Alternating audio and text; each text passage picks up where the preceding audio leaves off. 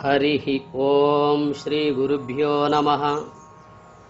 सर्वाधिष्ठानమైన పరమాత్మకు నమస్కరిస్తూ లోకోద్ధారకులైన మహాత్ములందరికీ వందనములర్పిస్తూ మీ అందరి హృదయాలలో ఉన్న ఆత్మస్వరూపానికి నమస్కరిస్తూ దివ్యాత్మ స్వరూపులారా, జగద్గురు వేదాంతం లక్ష్మణార్యులు వ్యాఖ్యానించిన శ్రీ స్వరాజ్య భగవద్గీత ద్వితీయ అధ్యాయం సాంఖ్యయోగం.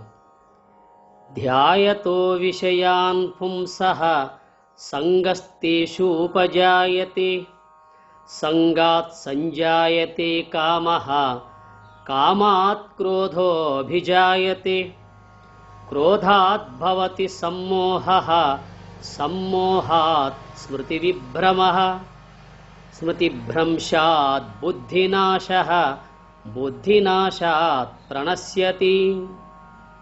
భగవద్గీత 2వ అధ్యాయం 62-63వ శ్లోకం. ధ్యాయతః విషయాన్ పుంసః సంగః తేషు ఉపజాయతే, సంగాత్ సంజాయతే కామః, కామాత్ క్రోధః అభిజాయతే, క్రోధాత్ భవతి సమ్మోహః, సమ్మోహాత్ స్మృతివిభ్రమః, స్మృతిభ్రంశాత్ బుద్ధినాశః, బుద్ధినాశాత్ ప్రణశ్యతి. విషయాన్ ధ్యాయతః విషయములను చింతించుచున్న పుంసః పురుషునకు, తేషు సంగః ఉపజాయతే ఆ విషయములయందు ఆసక్తి పుట్టుచున్నది. సంగాత్ కామః సంజాయతే విషయాసక్తి వలన కోరిక పుట్టుచున్నది. కామాత్ క్రోధః అభిజాయతే కోరిక వలన కోపము పుట్టుచున్నది. క్రోధాత్ సమ్మోహః భవతి క్రోధం వలన అవివేకము కలుగును. సమ్మోహాత్ స్మృతి అవివేకం వలన తలంపునందు విభ్రమః భవతి విభ్రాంతి కలుగుచున్నది. స్మృతిభ్రంశాత్ బ్రహ్మమును తలంచునట్టి స్మృతి నశించుట వలన బుద్ధినాశః భవతి బుద్ధి నాశనము అగుచున్నది. బుద్ధినాశాత్ ప్రణశ్యతి బుద్ధి నాశనము వలన మిక్కిలి చెడిపోవుచున్నాడు. అర్జున, విషయములను చింతించుచున్న పురుషునకు ఆ విషయములందు ఆసక్తి పుట్టుచున్నది. విషయాసక్తి వలన కోరిక పుట్టుచున్నది. కోరిక వలన కోపము పుట్టుచున్నది. క్రోధం వలన అవివేకము కలుగుతున్నది. అవివేకం వలన తలంపునందు విభ్రాంతి కలుగుతున్నది. బ్రహ్మమును తలంచునట్టి స్మృతి నశించుట వలన బుద్ధి నాశము అగుచున్నది. బుద్ధి నాశనము వలన మిక్కిలి చెడిపోవుచున్నాడు అని శ్రీకృష్ణ పరమాత్మ అర్జునునికి తెలియజేస్తున్నాడు. అర్జున, ఆ యోగమునందు ఉన్నటువంటి, ఆ దైవధ్యానములో ఉన్నటువంటి సాధకుడు విషయాలను చింతించుట వలన ఆ విషయముల యందు ఆసక్తి కలుగుతుంది. అట్టి విషయాసక్తి వలన కోరికలు పుడతాయి. కోరిక వలన కోపం కలుగుతుంది. కోపం వలన వివేకం కోల్పోయి అవివేకంలో ఉంటాడు. అట్టి అవివేకమునందు బ్రహ్మమును తలంచునట్టి తలంపు నశించిపోతుంది. ఆ విధంగా బుద్ధి నాశనమవుతుంది. అట్టి బుద్ధి నాశనం వలన పూర్తిగా చెడిపోవచ్చున్నాడు అని పరమాత్మ సాధకుని యొక్క విషయాన్ని తెలియజేస్తున్నాడు. దీన్నే మనోరాజ్యము అని మహాత్ములు అన్నారు. క్రమక్రమముగా తన లక్ష్యము నుండి జారి మళ్ళీ ప్రపంచ విషయాల్లో పడిపోవడం ఉందే, దీన్నే మనోరాజ్యము అన్నారు. ఇట్టి మనోరాజ్యమును జయించుటయే స్వరాజ్యము సిద్ధించగలుగుతాడు. ఎందువల్ల అంటే మనస్సు ఎప్పుడు విషయములను ధ్యానిస్తూ ఉంటుంది. అట్టి విషయములను ధ్యానించేటువంటి ఒక మనస్సును నిగ్రహించగలిగితే పర్వాలా, నిగ్రహించకపోతే ఆ విషయాసక్తి మెండుగైపోతుంది. ఎప్పుడైతే విషయాసక్తి ఎక్కువ అవుతుందో అప్పుడు కోరికలు కలుగుతూ ఉంటాయి. కోరికలు తీరకపోతే కోపం కలుగుతుంది. కోపం వలన బుద్ధి భ్రష్టత్వం పొందుతుంది. ఆ బుద్ధి నశించడం వలన బ్రహ్మచింతన లేక విషయచింతనే కలిగి ఉంటాడు గనక పూర్తిగా చెడిపోతాడు అని చెప్పారు. అందువల్ల స్వరాజ్యము అంటే తన యొక్క నిజమైనటువంటి ఆత్మరాజ్యం. ఎలా అంటే పూర్వం రాజులు కూడా తమ తమ రాజ్య పరిపాలన ఒక పక్కన ఉంచి మహాత్ములను ఆశ్రయించి వాళ్ళ యొక్క నిజరాజ్యాన్ని పొందినట్టు మనకు శాస్త్రాల్లో ఉంటుంది. ఎందువల్ల అంటే ఈ బాహ్యంగా ఉన్నటువంటి యొక్క అధికారపూరితమైన రాజ్యాలు ఇంతకుముందు ఎవరో ఏలినవి. ఇప్పుడు కొంతమంది ఏలుతున్నారు, తర్వాత మళ్ళీ ఎవరో ఏలగలుగుతారు. ఇవన్నీ ఒకప్పుడు ఉండి ఒకప్పుడు అంతరించే రాజ్యాలు. కానీ తన యొక్క ఆత్మరాజ్యం ఉందే, తన యొక్క కైవల్యము అనబడే ఆ స్థితి ఉందే, ఆ రాజ్యము అనేదే నిజమైన స్వరాజ్యము అన్నారు. అట్టి స్వరాజ్యాన్ని పొందాలంటే ఈ మనోరాజ్యాన్ని జయించగలగాలి.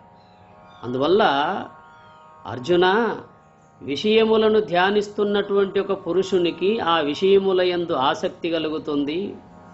అట్టి విషయాసక్తి వలన కోరికలు పుడతాయి. కోరికల వలన కోపం కలుగుతుంది. ఆ కోపం వలన అవివేకం కోల్పోయి బుద్ధి భ్రష్టత్వాన్ని పొందుతుంది. ఎప్పుడైతే బుద్ధి నశించిపోతుందో జీవుడు క్రమక్రమంగా నశించిపోతాడు అని తెలియజేస్తున్నాడు. అందుకే మహాత్ములు అంటారు, ఈ సాధన అనేది ఎలాంటిదంటే కత్తి మీద సాము వంటిదని చెబుతారు. ఒక కత్తి మీద నడవడం అంటే ఎంత గొప్ప నిపుణత్వం ఉంటుందో అలాంటిదని చెబుతారు. ఎట్లా అంటే మనం కొన్ని సందర్భాల్లో అక్కడక్కడ చూస్తాం. ఒక గారడివాడు ఇనుప తంతి మీద ఆవలికి ఈవలికి వెనక్కి ముందుకు అవలీలగా నడుస్తూ ఉంటాడు. ఇంకా తన నెత్తి మీద ఏదో ఒక వస్తువు, కొన్ని వస్తువులను పెట్టుకొని కూడా ఉండగలుగుతాడు.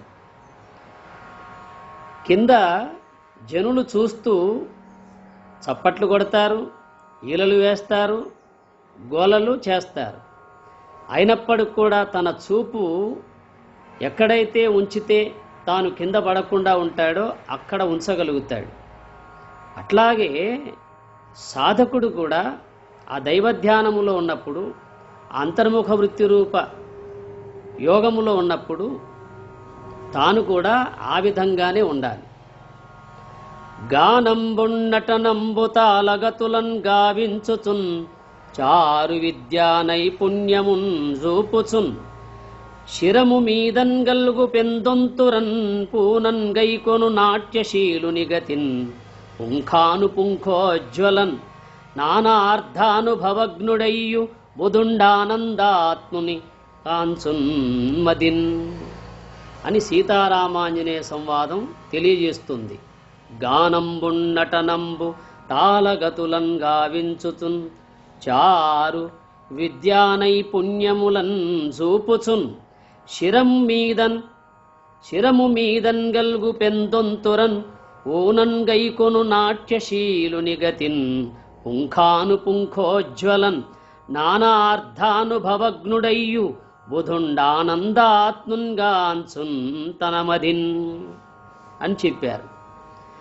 ఆడుతూ పాడుతూ నాట్య ప్రావీణ్యము చూపిస్తూ నేర్పరి అయినటువంటి ఒక నటుడు తన శిరము మీద ఉన్న దొంతులను ఇంచుకైనా కదలకుండా నిలిపినట్లు బ్రహ్మజ్ఞాని సర్వేంద్రియములతో సర్వ విషయములను అనుభవించుచున్నను తన స్వస్వరూపమును చూచుచునే ఉండును అని చెప్పారు.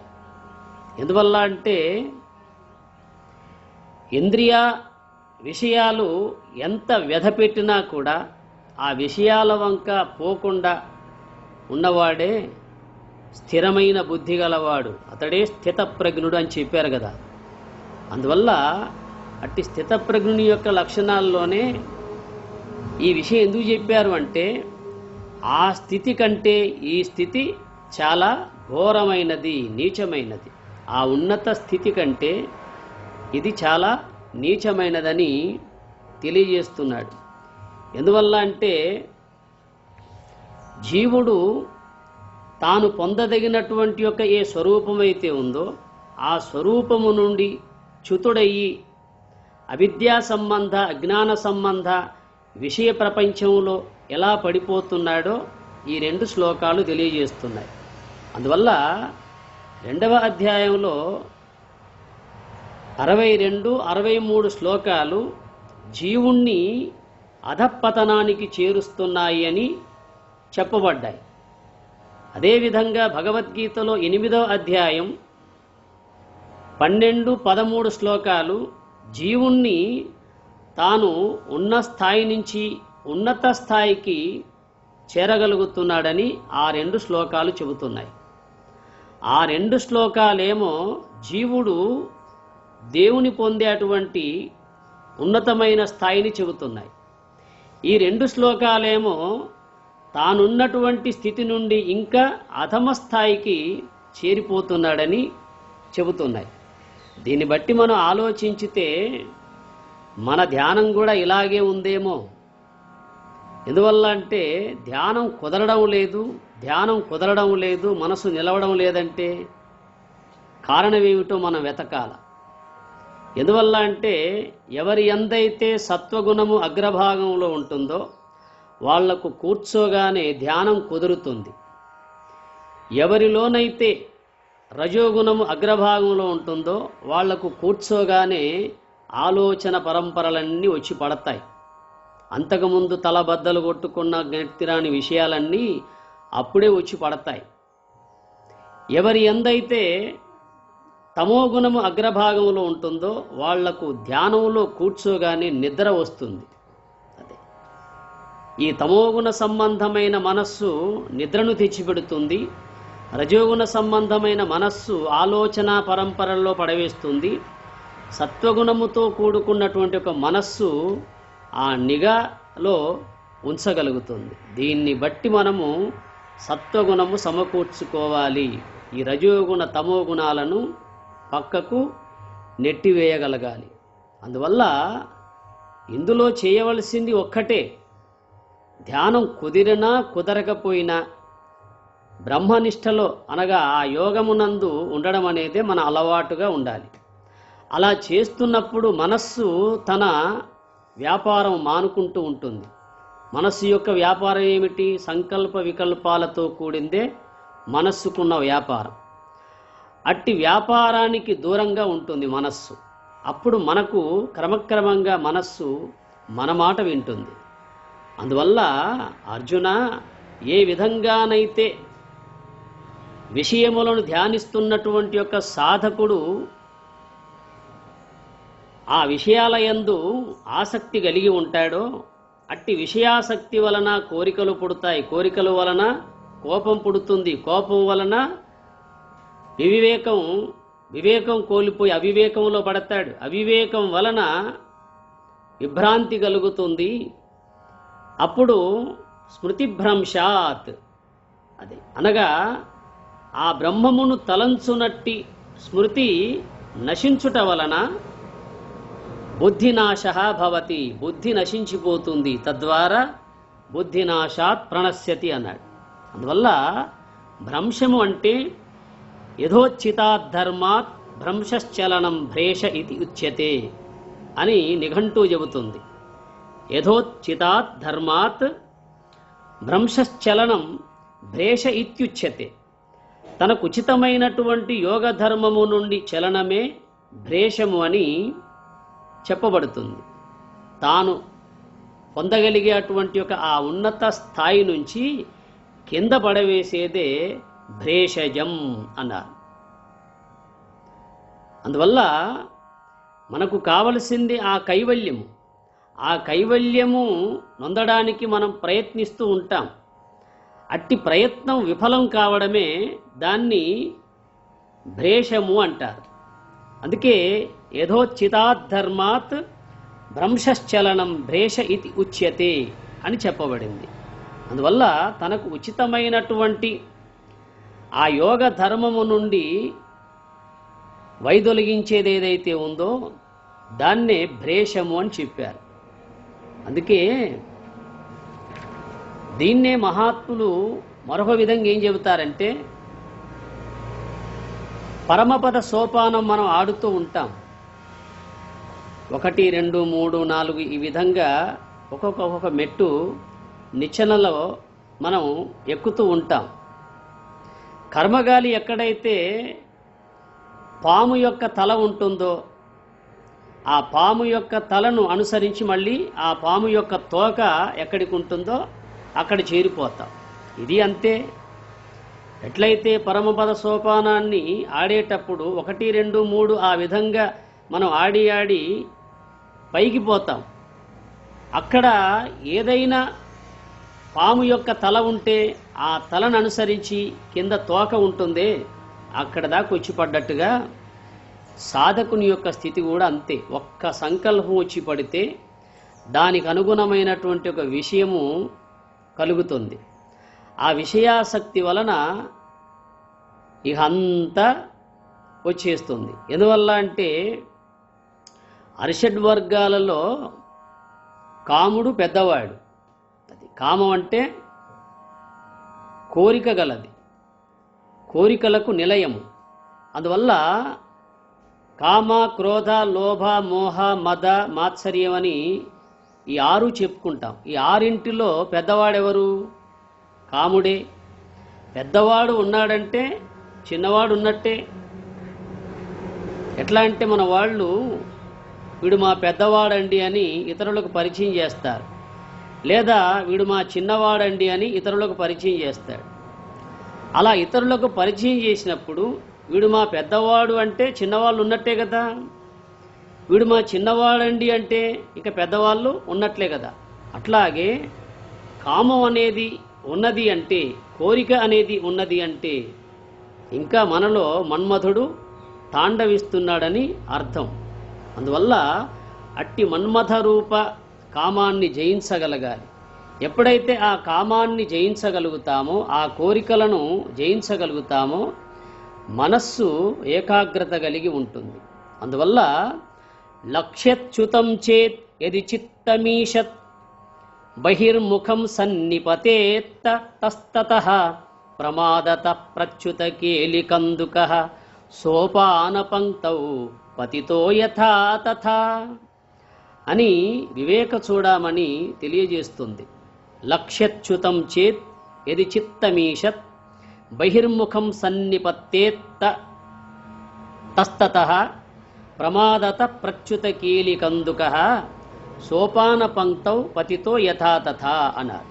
ఏ విధంగానైతే మేడ పైన్మెట్టుపై పడిన బంతి క్రమక్రమంగా జారి తుట్ట తుదకు క్రింద మెట్టుపై పడుతుందో అదే విధముగా పరమాత్మ లక్ష్యము నుండి జారిన మనస్సు బహిర్ముఖమైనచో క్రమముగా ఆత్మస్థితి నుండి జారి ప్రమాదంలో పడిపోతుంది అని చెప్పారు.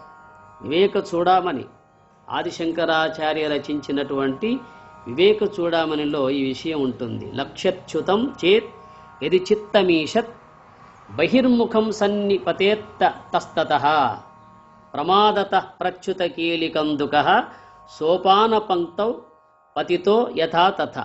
అది ఏ విధంగానైతే మేడపైనున్న పైమెట్టు మీద పడిన బంతి మధ్యలో ఎక్కడ ఆగకుండా క్రమక్రమంగా జారి కింద పడిపోతుందో అట్లాగే సాధకుని యొక్క మనస్సు పరమాత్మ యొక్క లక్ష్యము నుండి జారి బహిర్ముఖమైనట్లయితే అది కూడా క్రమక్రమంగా ఆ స్థితి నుండి జారి కింద పడిపోతాడు అని చెబుతుంది. అదేవిధంగా మనం చేస్తున్నటువంటి ఒక ధ్యాన ప్రక్రియ కూడా అలాంటిదే. దీన్ని మనోరాజ్యం అంటారు. ఇట్టి మనోరాజ్యమును జయించగలిగినప్పుడే మనలో ఉన్న ఆత్మరాజ్యమగు స్వరాజ్యమును పొందగలం. అందువల్ల అర్జున, విషయములను ధ్యానిస్తున్నటువంటి ఒక పురుషుని యొక్క మనస్సు ఆ విషయముల యందు ఆసక్తి కలిగి ఉంటుంది. ఎప్పుడైతే విషయాసక్తి కలిగిన మనస్సు ఉంటుందో ఆ మనస్సు కోరికలను కోరుతూ ఉంటుంది. ఆ కోరికల వలన కోపం కలుగుతుంది. ఆ కోపం వలన బుద్ధి భ్రమిస్తుంది. ఆ బుద్ధి భ్రమణం వలన ఆ దైవధ్యానము నుండి చుతలమైపోయి అనగా జారిపోయి ఇంకా బుద్ధి నశిస్తుంది. ఆ బుద్ధి నశించడం వల్ల సాధకుడు పూర్తిగా చెడిపోతూ ఉన్నాడు అని చెప్పాడు. అందువల్ల మనము కూడా ఆ దైవధ్యానములో ఉన్నప్పుడు, ఆ ధర్మయుద్ధములో, సత్యయుద్ధములో, జ్ఞానయుద్ధములో ఉన్నప్పుడు మహాత్ములు చెప్పినటువంటి ఒక విషయాలను బాగా గుర్తుంచుకొని మనస్సును బహిర్ముఖం కానీయకుండా ఆ అంతర్ముఖ వృత్తి అందే మనము స్థిరముగా నిలవగలిగితే మనలో ఉన్న అంతఃశత్రువులను జయించి మోక్ష సామ్రాజ్యాన్ని పొందగలం. అట్టి స్థితి సద్గురునాథుడు సర్వేశ్వరుడు మీ అందరికీ కలిగించాలని కోరుతూ తదీశ్వరుణ్ణి ప్రార్థిస్తూ హరి ఓం తత్సత్.